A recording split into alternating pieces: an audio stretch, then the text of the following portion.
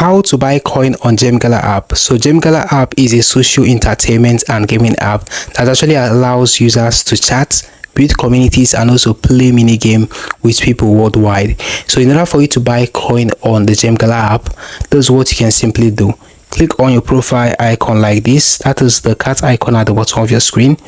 Once you do that, you're going to be able to see coin and also gem. If you click on coin like this, you'll be able to see the option of top up. So clicking on top up like this, you just need to go ahead and select the package which you want. Once you select it like this, they're going to ask you to link your bank card. Once you do that, you'd be able to click on pay and pay for the coin.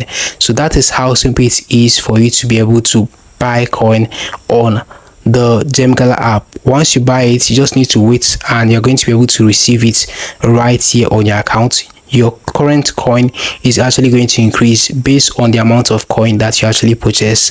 So this is how simple it is for you to buy coin on the Gemgala app.